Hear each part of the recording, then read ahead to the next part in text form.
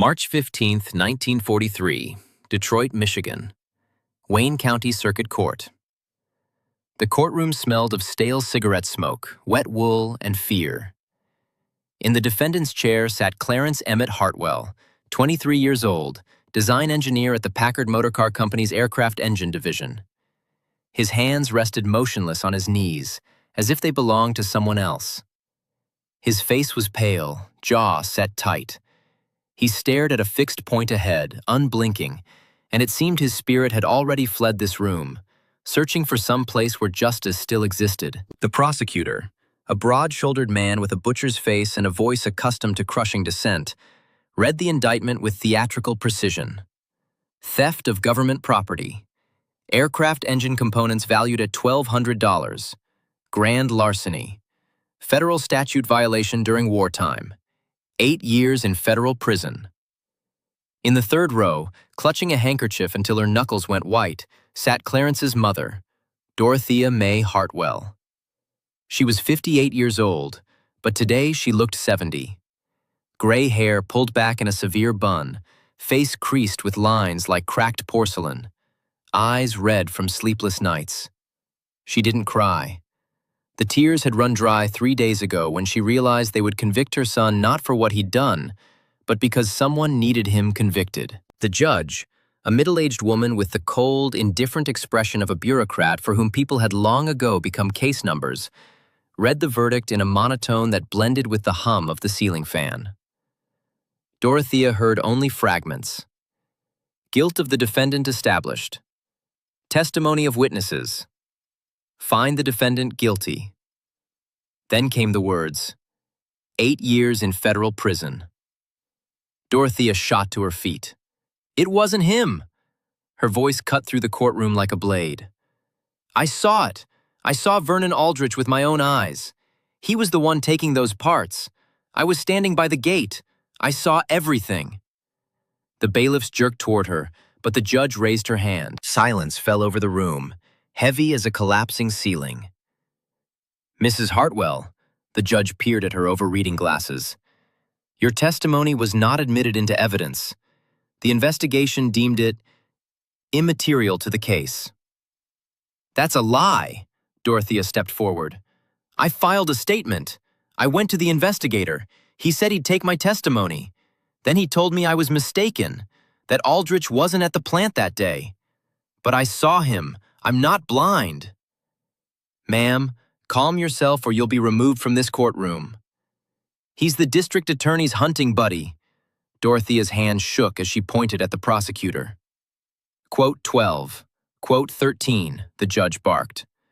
The bailiffs grabbed Dorothea's arms. She didn't resist.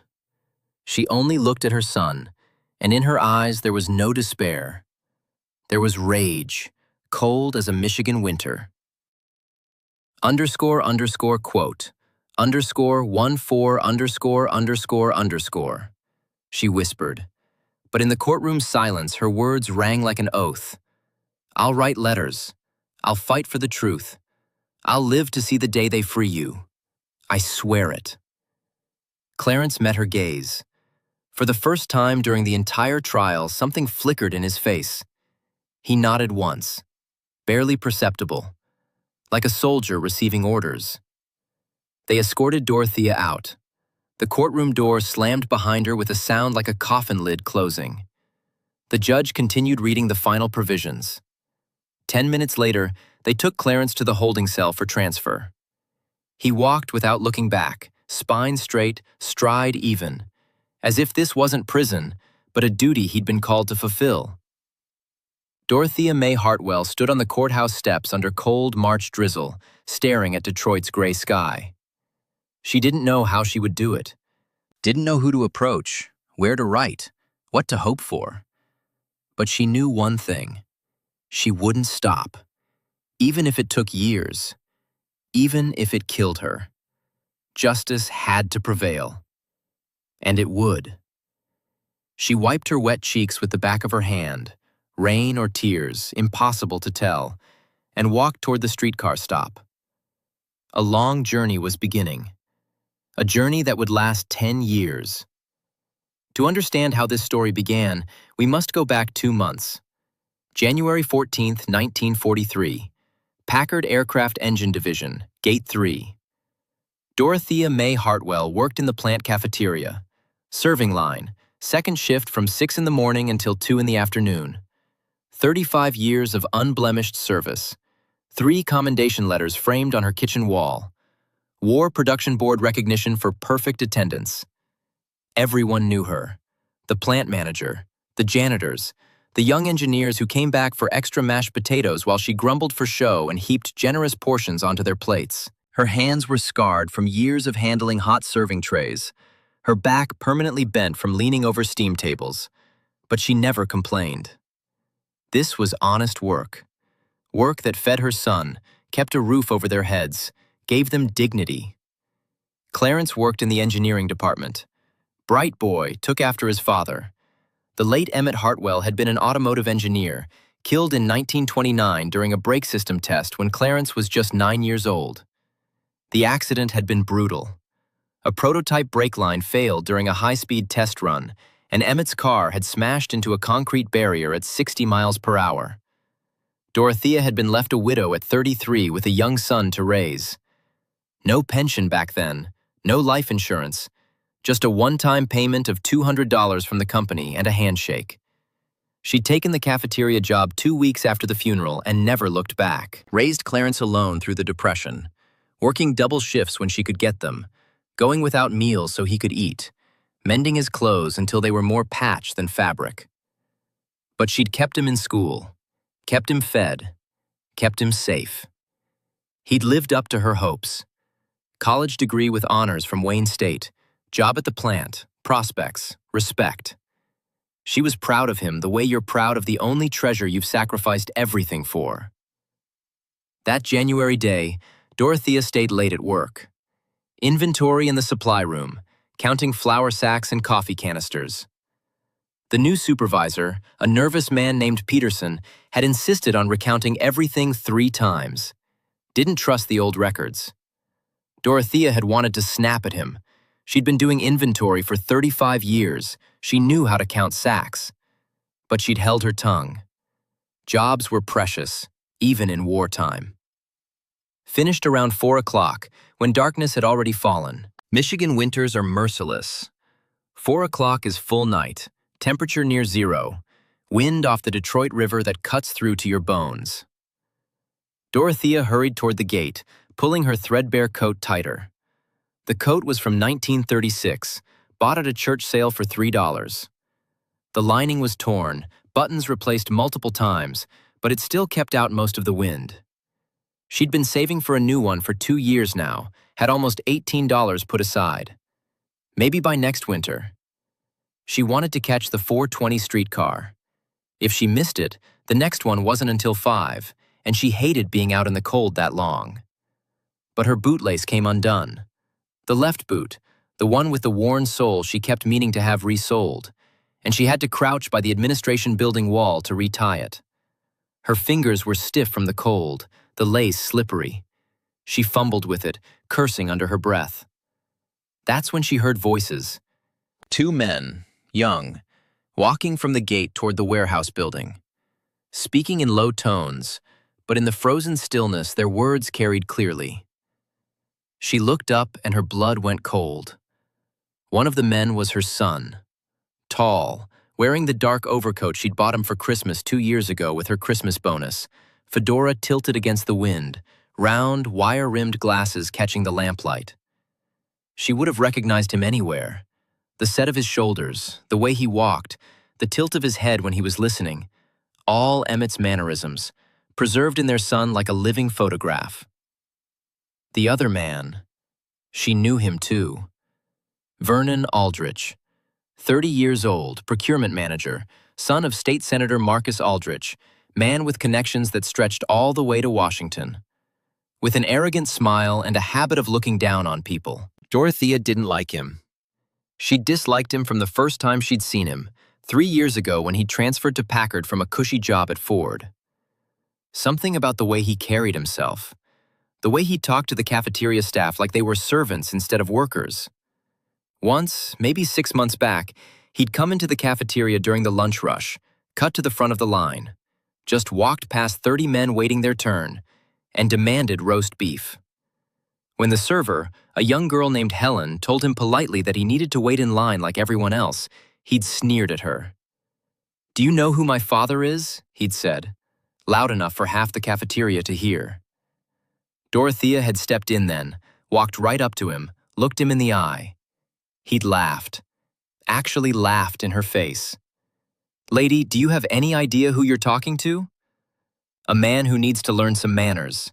Line. Now." He'd left. But he'd remembered. 2 weeks later, she'd been called into the supervisor's office. Complaint filed against her for insubordination and creating a hostile work environment. The supervisor, a fair man named Richardson, had listened to her side, talked to witnesses, and dismissed the complaint. But he'd warned her. Quote, "She'd been careful, but she'd never forgotten that laugh." And now, here was Aldrich, talking to her son in the darkness, and every instinct in her body screamed danger. Quote, Aldrich was saying, quote, quote, quote, Clarence replied. His voice was firm, but Dorothea heard the tension in it, the careful control. Aldrich stopped walking, turned to face Clarence directly. In the lamplight, Dorothea could see his expression, not angry but calculating, like a man working out a problem. Quote, 30. Dorothea's face burned. She wanted to step out from behind the corner, wanted to yell at this punk not to dare speak about her coat, about anything. But something held her back, some instinct that told her, stay hidden, listen, remember everything. Don't you dare talk about my mother, Clarence said, and his voice was ice. And don't count on my silence. If you don't stop this, I'm going to management. Aldrich was quiet for a moment. Then he smiled. It wasn't a friendly smile. Quote, 34, Clarence was silent. Dorothea saw the realization hit him, saw his shoulders stiffen. He didn't wait for an answer, just turned and walked toward the warehouse, footsteps crunching in the frozen snow. Clarence stood watching him go. Dorothea saw his face in the lamplight, pale, set, determined. He wasn't scared. Not yet. He was angry. Righteously, dangerously angry. This filled her simultaneously with pride and dread. She knew her son, knew he wouldn't stay silent. He was like his father that way. Upright, honest, unable to compromise with his conscience. Emmett had been like that too. Had once reported a safety violation at his plant, even though it meant angering his supervisor. Had testified against a foreman who was taking bribes. Had always done the right thing, even when it cost him. Those are the ones who break first, or get broken. Dorothea wanted to call out to him, wanted to run to him and tell him to be careful, to think of himself, to remember that the world doesn't reward the righteous. But at that moment he turned and walked toward the engineering building, and she lost her chance. She remained crouching by the wall in the darkness, bootlace still untied, heart pounding so hard she thought it might burst. She didn't know then that this chance encounter, this overheard conversation, would become the only thread she'd cling to for 10 years. The only proof of her son's innocence. The only weapon she'd have in a fight against a system designed to crush people like her. But she felt it. Felt it in her bones, in her gut, in that place where mothers know things about their children's futures. Something terrible had been set in motion. A wheel had started turning, and stopping it would be impossible. 1 week later, January 21st, 1943, everything collapsed. Morning. Clarence arrived at work as usual at 8:30. Dorothea had made him breakfast that morning. Eggs, toast, coffee. She'd wanted to talk to him about what she'd overheard, had opened her mouth a dozen times to tell him, but something had stopped her each time. What could she say? I was eavesdropping on your conversation? I'm worried about you? He was 23, a grown man, an engineer. He'd think she was being overprotective.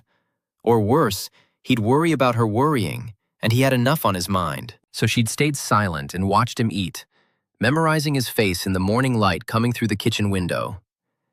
Changed in the locker room, put on his work coat, walked to the engineering department.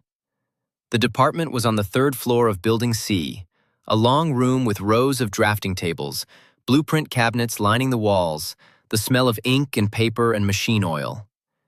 Clarence's desk was by the window where he liked it, good natural light for detail work. He spread out his blueprints, working on a new engine mount design, something to reduce vibration transfer to the airframe. Tricky problem. He'd been at it for 3 weeks, running calculations, sketching iterations. At 10:30, someone knocked on the door. Hard, official knocks. The whole department went quiet.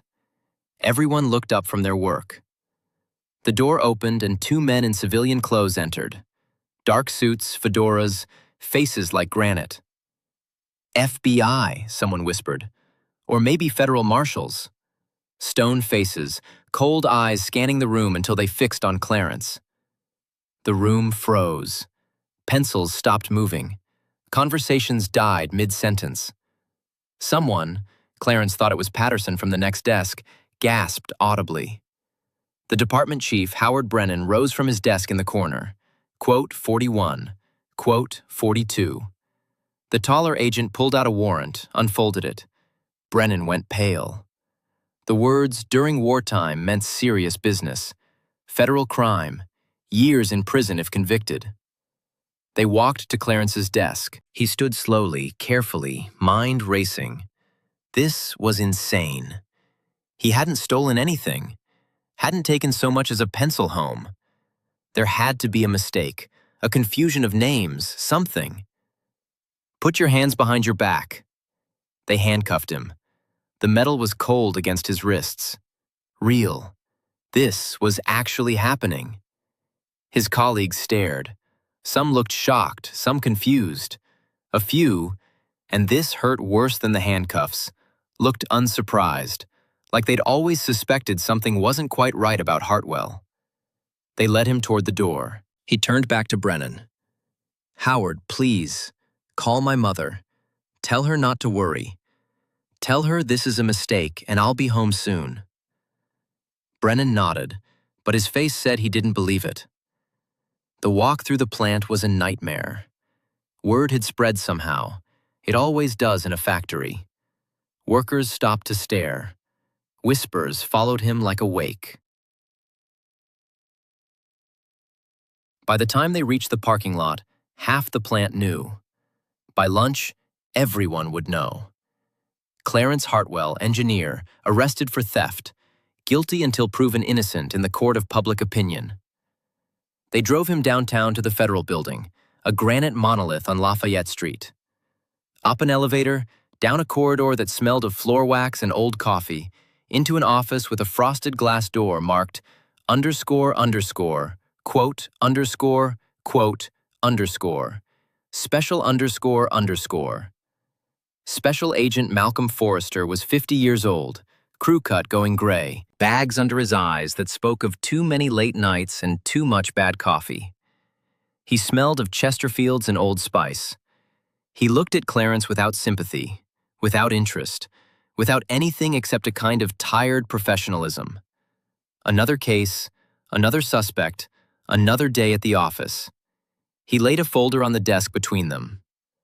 Quote, 54 __. Clarence felt the world tilt. Forrester held up a hand. He pushed papers across the desk. Clarence read, hands shaking. 32 magnetos, 18 spark plug sets, 24 bearing assemblies. Total estimated value, $1,247. All found in cardboard boxes under his bed and in his closet. All bearing Packard inventory stamps. The signature at the bottom of the seizure form, C.E. Hartwell. Quote 61, quote 62, quote 63. He looked closer. The handwriting was similar to his. Very similar.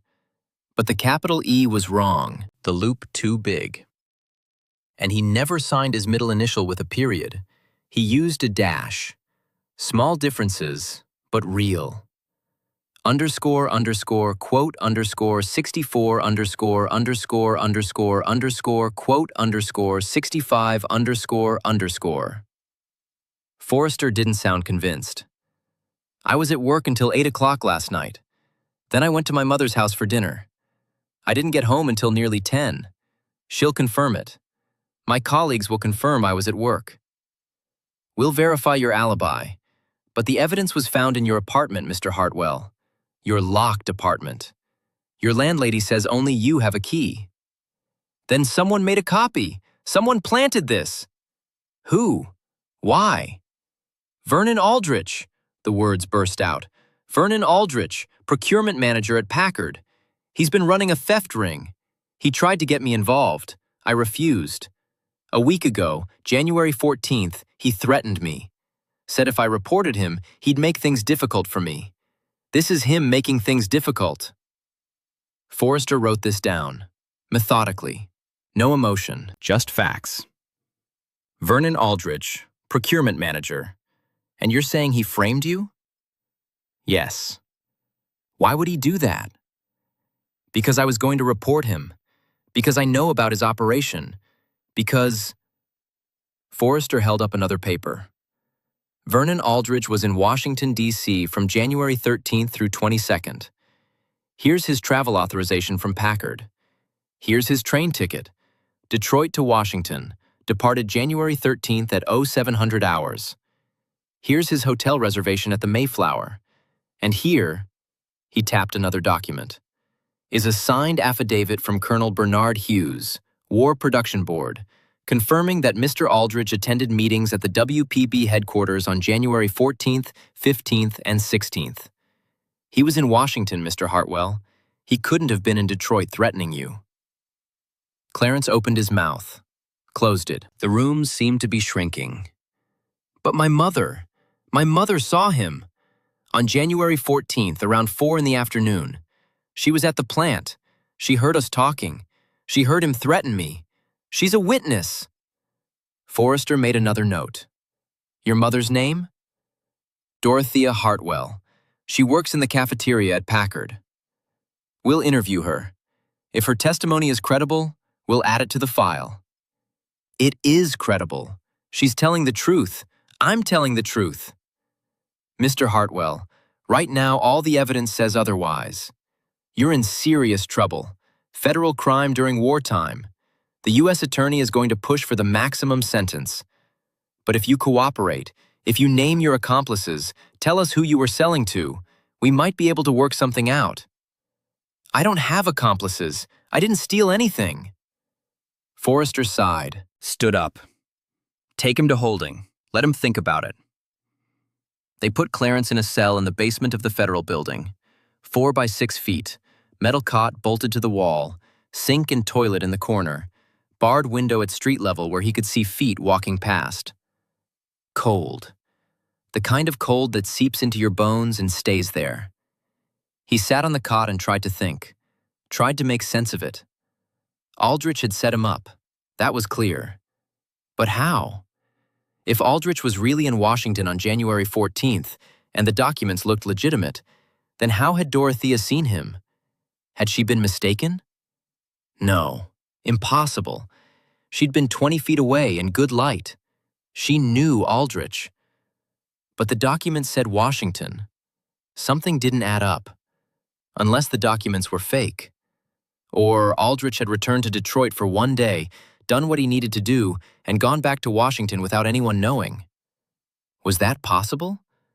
Detroit to Washington by train was 12 hours. If he'd left Washington evening of the 13th, arrived Detroit morning of the 14th, spent the day here, left that evening, arrived back in Washington morning of the 15th. He could have done it. The hotel wouldn't necessarily know if a guest left for a night. The WPB meetings could have been on the 15th and 16th only. The affidavit said, attended meetings on the 14th, 15th, and 16th. But did that mean all 3 days? or just that he was there during that period. The language was vague, maybe deliberately vague, but proving it would be nearly impossible. Clarence closed his eyes, tried to stay calm. They'd interview his mother. She'd tell them what she saw. They'd have to investigate. They'd have to. The hours crawled past. No one came. No food, no water, no information. Just him and the cold and the sound of feet walking past above his head. Free people. People whose lives weren't falling apart. That night, he thought it was night, hard to tell in the basement, they brought him a tray. Watery soup, stale bread, cup of water. He ate because he knew he should, but tasted nothing. The next morning, they took him back to Forrester's office. Your mother came in yesterday afternoon. We took her statement. And? She claims she saw Vernon Aldrich at the Packard plant on January 14th at approximately 1600 hours. Claims she overheard a conversation between you and Aldrich in which Aldrich pressured you to participate in theft and threatened you when you refused. That's exactly what happened. Mr. Hartwell, we verified Mr. Aldrich's alibi. He was in Washington. Your mother is mistaken. She's not mistaken. She's your mother. She wants to help you. She's willing to say whatever she thinks might help, even if it's not accurate. We're not including her testimony in the case file.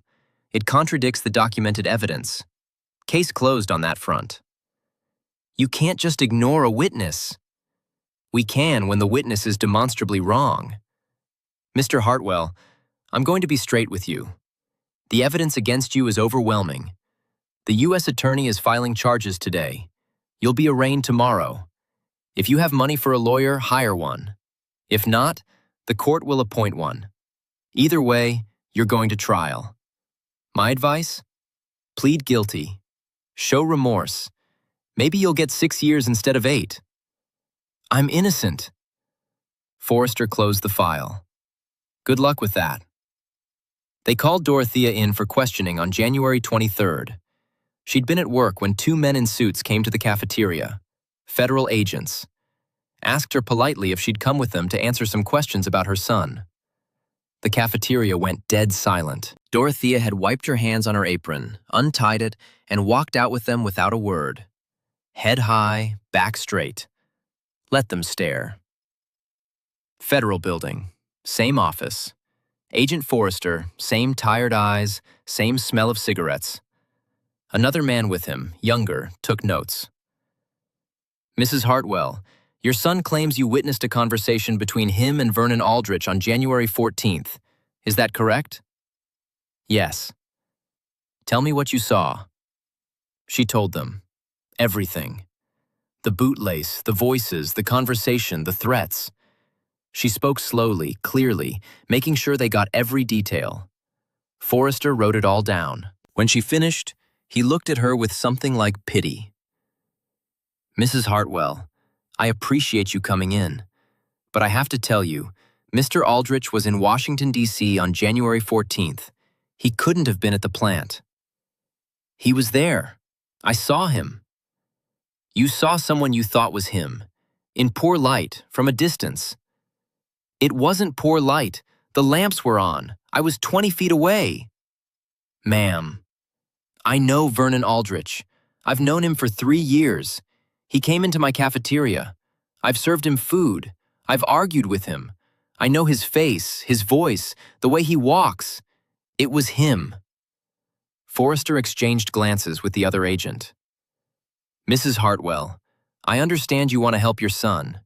Any mother would. But making false statements to federal investigators is a crime. I'm not making false statements. Then you're mistaken. There's no shame in that. Memory is fallible, especially under stress. You want to help your son so badly that you've convinced yourself you saw something you didn't. Dorothea stood up, planted her hands on the desk, looked Forrester straight in the eye. Agent Forrester, I am 58 years old. I have worked at Packard Aircraft for 35 years. I raised my son alone after my husband died. I am not senile. I am not hysterical. I am not mistaken. I saw Vernon Aldrich on January 14th at 4 in the afternoon at the Packard plant. He threatened my son. And now my son is being charged with a crime that Aldrich committed. And I am telling you that your alibi is wrong. I don't know how, but it's wrong. And if you ignore what I'm telling you, you're putting an innocent man in prison. Forrester didn't blink. Quote 113, quote 114, quote 115, quote 116, quote 117. Dorothea didn't move. My son is innocent. Ma'am, he's innocent and you know it, or you should know it, but you're not going to do anything, are you?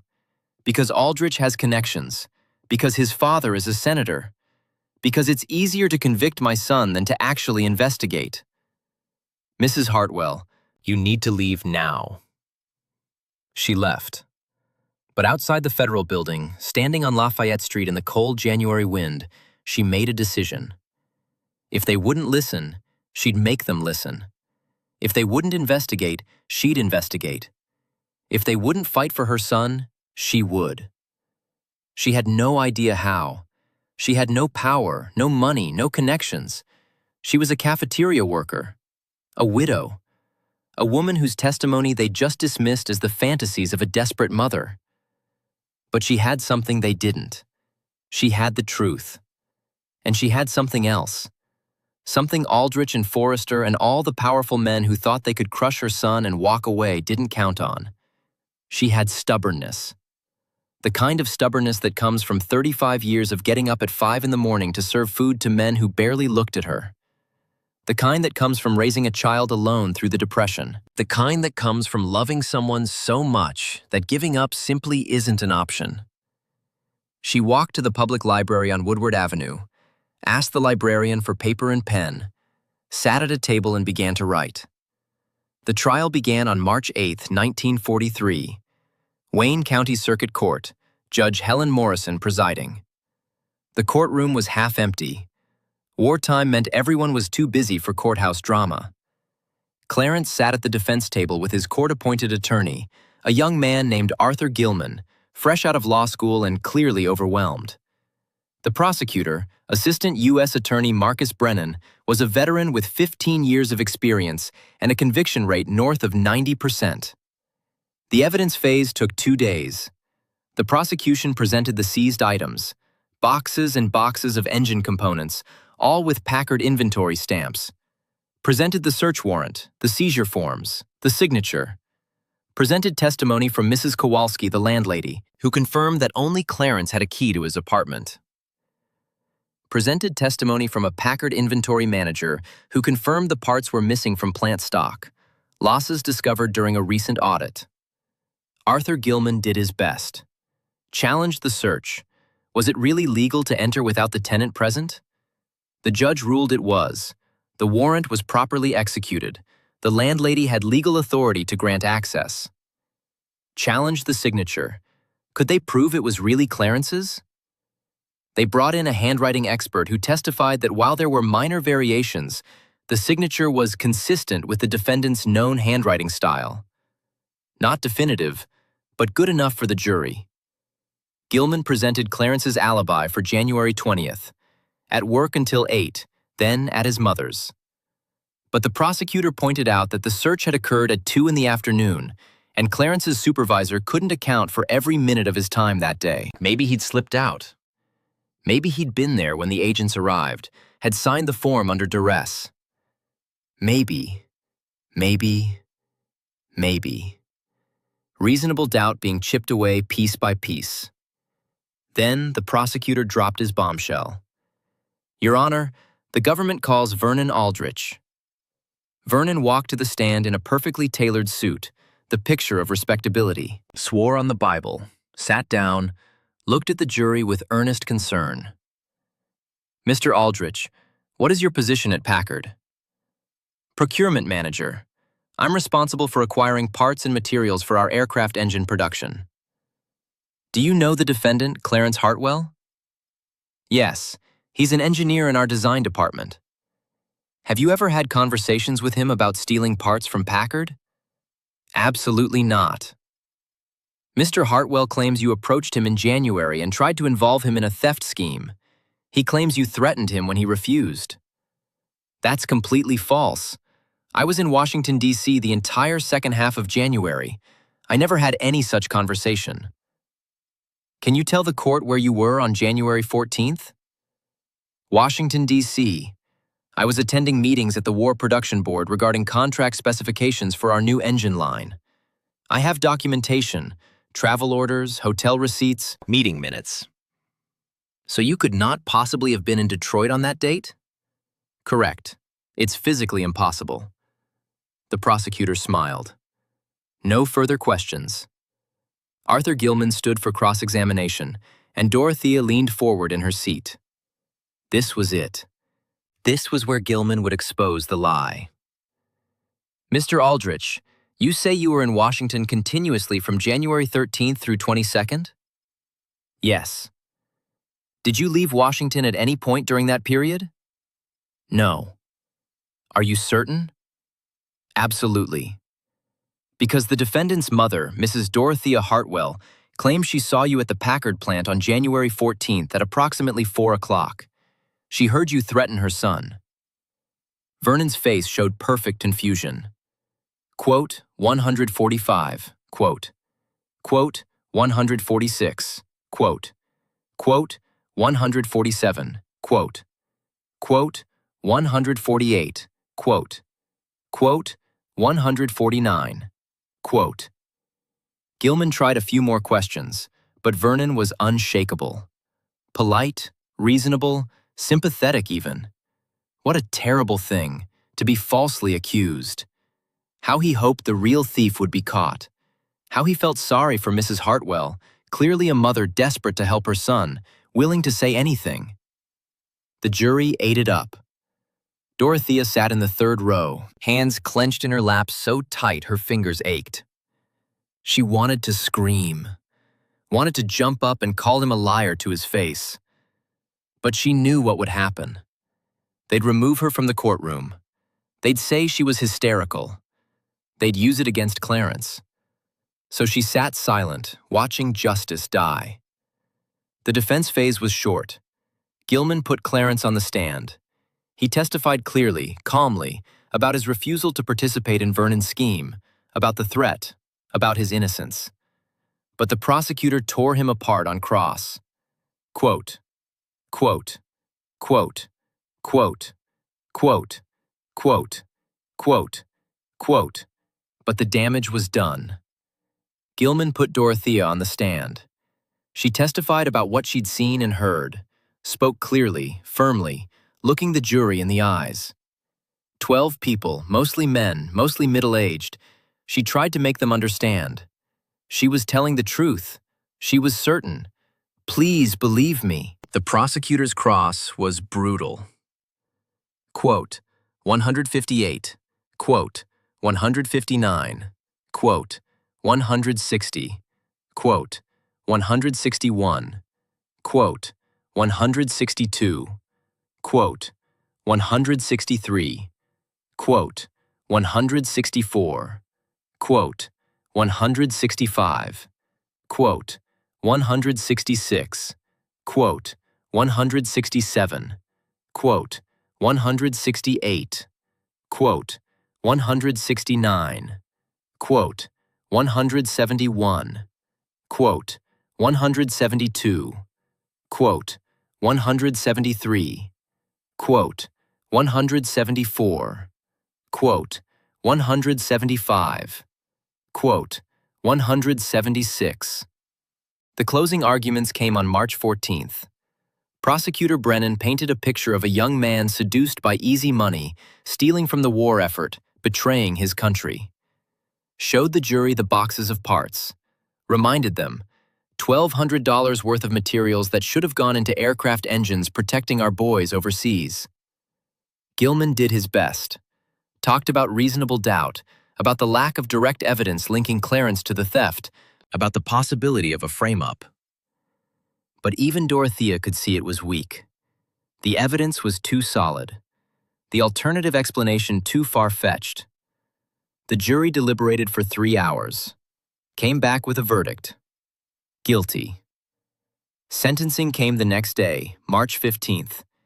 8 years in federal prison. Dorothea made her outburst. They removed her. She stood on the courthouse steps in the rain and made her vow.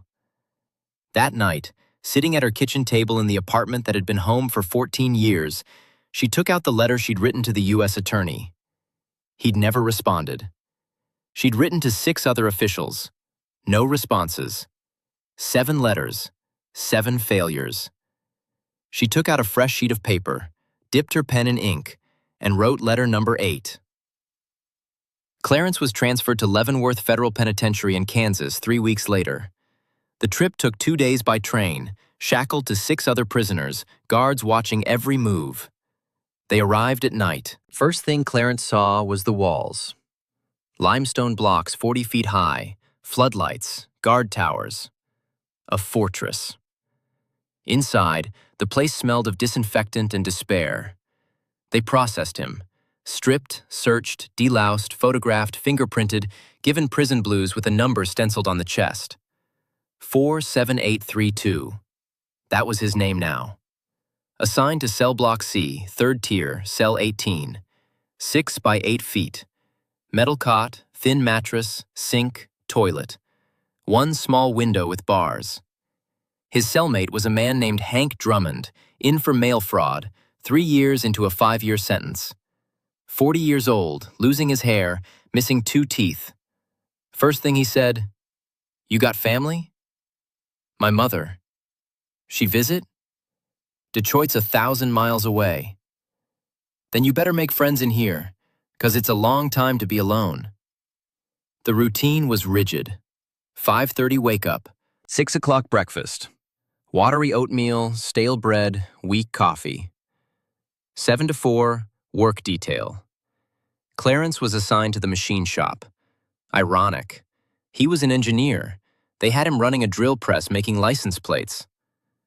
4 to 5, yard time. 5 to 6, dinner. Beans, cornbread, occasional mystery meat. 6 to 8, free time in the cell. Lights out at 8. 7 days a week. 52 weeks a year. 8 years. Clarence did the math in his head during those first long nights. 2,920 days. 70,000 hours. If he survived. The first month was hardest. Learning the rules, the official ones and the unofficial ones. Don't stare at anyone. Don't show weakness. Don't talk about your case unless asked. Don't trust anyone completely. Keep your head down. Do your time. Get out. He got in 1 fight in the first month. Man named Sullivan, in for armed robbery, decided Clarence looked soft. Pushed him in the lunch line. Clarence pushed back. Sullivan swung. Clarence ducked. Those high school boxing lessons paid off, and landed 2 good punches before the guards broke it up. Both men got a week in isolation. 6 by 3 feet, no light, no sound, bread and water twice a day. When he came out, Sullivan nodded at him in the yard. Respect. Clarence had proven he wasn't prey. But the loneliness was crushing. Days bled together. The same faces, the same routine, the same crushing boredom broken by moments of terror, shakedowns, riots, guards who enjoyed their power a little too much. Clarence learned to disappear inside himself, did his work, kept quiet, read every book in the prison library, history, philosophy, engineering texts left over from some earlier prisoners' correspondence courses, tried to keep his mind sharp, tried not to think about the fact that he was innocent, that he didn't belong here, that every day was stolen from his life. Dorothea came to visit for the first time in August 1943. She'd saved for 6 months, taken the train from Detroit. 3 days' travel for a 2-hour visit. They sat across from each other in the visiting room, a table between them, guards watching. She looked older, thinner. Clarence wanted to hug her, but they weren't allowed to touch. "How are you, sweetheart?" I'm okay, Mom. Are they treating you all right? It's prison. It's what it is. I'm writing letters. I've written 12 so far.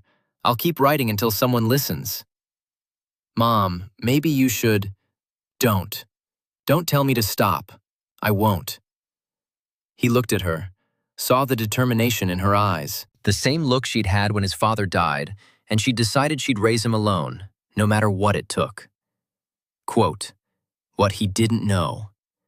Didn't know if he believed her. Didn't know if he believed anything anymore except that the walls were high and the days were long, and he was so very tired. Dorothea kept writing.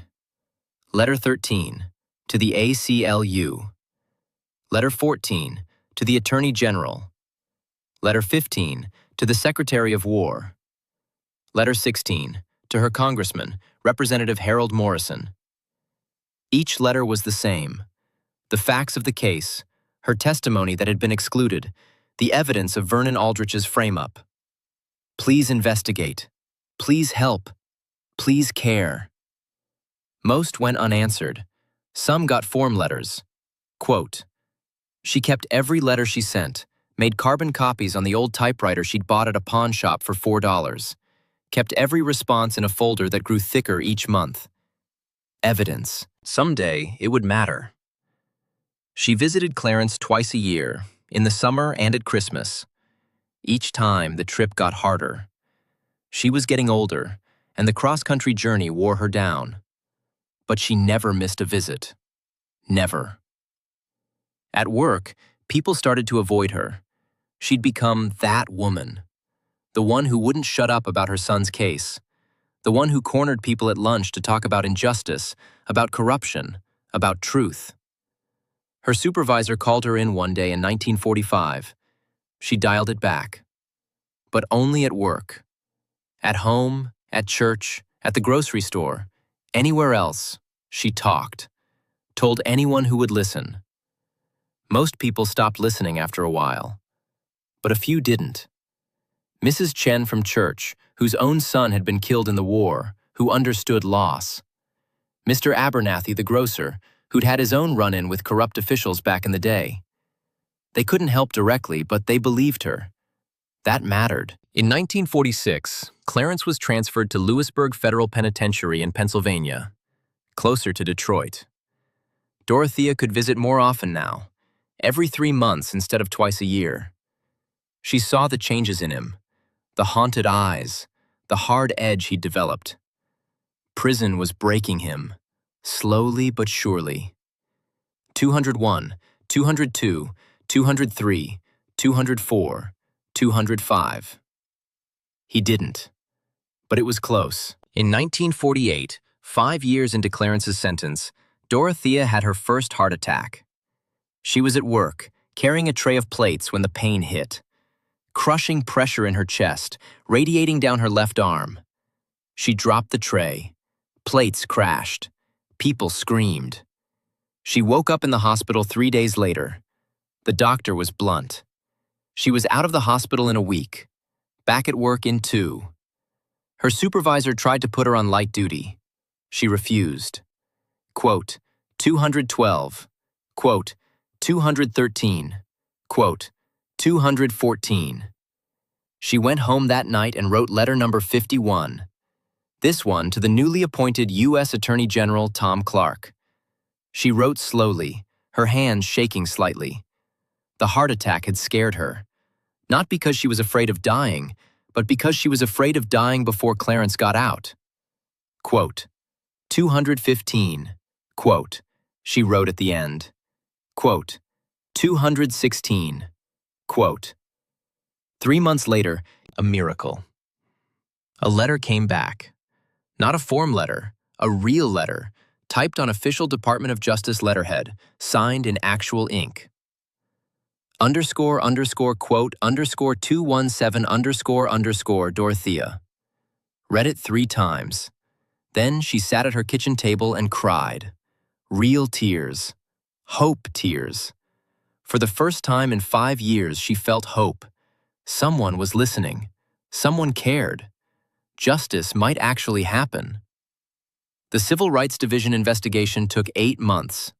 2 investigators came to Detroit in October 1949, met with Dorothea in her apartment, listened to her story, took notes, asked good questions, questions that showed they actually cared. Quote, 218, quote, 219. They interviewed her co-workers, interviewed Clarence's former colleagues at Packard, tracked down every piece of evidence from the original case, and then they started digging into Vernon Aldrich's alibi. They subpoenaed the Mayflower Hotel in Washington. The official records showed Aldrich checking in January 13th, checking out January 23rd. But the internal housekeeping logs, which the original investigators had never requested, showed something different. The bed in Aldrich's room had been made on January 14th, not slept in. The maid had noted, "Guest appears to have been absent overnight." They tracked down the train manifests that the original investigation had supposedly verified. Found something interesting. Vernon C. Aldrich, ticket from Washington to Detroit, late evening January 13th, arriving early morning January 14th. Return ticket, late evening January 14th, arriving Washington early morning January 15th. He'd been in Detroit, just for 1 day, just long enough. They interviewed the WPB colonel who'd signed the affidavit confirming Aldrich's presence at meetings. Quote, 221, quote, 222, quote, 223, quote, 224, quote, 225, quote, 226, quote, 227, quote, 228. But the damage was done. The alibi was crumbling. In February 1950, they arrested Vernon Aldrich at his office, charged him with theft of government property, conspiracy, obstruction of justice, and perjury. He sat in the same interrogation room where Clarence had sat 7 years before. Same Special Agent Forrester, older now, tireder, but still doing the job. They laid out the evidence, the train tickets, the hotel logs, the false affidavit, the planted evidence. Vernon lasted 4 hours before he cracked, confessed everything. Quote, 229, quote, 230, quote, 231, quote, 232, quote, 233, quote, 234, quote, 235, quote. Vernon smiled, bitter. Underscore, underscore, quote, underscore, 236, underscore, underscore. The confession was everything. Everything Dorothea had known, had claimed, had fought for 7 years to prove. All of it true. All of it vindicated. On April 12, 1950, Clarence Emmett Hartwell walked out of Lewisburg Federal Penitentiary a free man. 7 years, 1 month, 28 days. 2,614 days. 62,736 hours. Dorothea was waiting at the gates. She was 65 now, hair completely gray, face lined and worn, heart damaged. But when she saw her son walking toward her in civilian clothes, the same clothes he'd worn to court 7 years ago, carefully preserved, she looked 20 years younger. They embraced. This time, no guards to stop them. No rules. Just a mother and her son and the end of a nightmare. That night, back in Detroit, they sat at the kitchen table, the same table. "Mom, I can never repay you." "You don't need to repay me. You're my son. You saved my life. You would have done the same for me. I don't know if I would have. I don't know if I'd have had the strength." She took his hand, squeezed it. "You had the strength to survive 7 years in there. That's strength enough." He looked at the stack of letters. 61 letters. 61. "Did you ever doubt?" She was quiet for a long moment. "Every day, every single day. But I couldn't stop, because stopping meant giving up on you, and I'd never do that. The trial of Vernon Aldrich began in June 1950. Theodore Quinlan himself led the prosecution. The evidence was devastating. Aldrich's defense tried everything. Claimed coercion, claimed Clarence had been involved after all and was just being released for political reasons. Claimed the confession was obtained illegally. None of it worked. The jury deliberated 40 minutes, guilty on all counts. Sentence, 15 years. No parole eligibility for 10. District Attorney Carmichael resigned quietly. No charges filed. Insufficient evidence that he'd knowingly participated. But everyone knew. Everyone. The investigation spread. 12 more arrests at Packard. Millions recovered. The scandal made national news.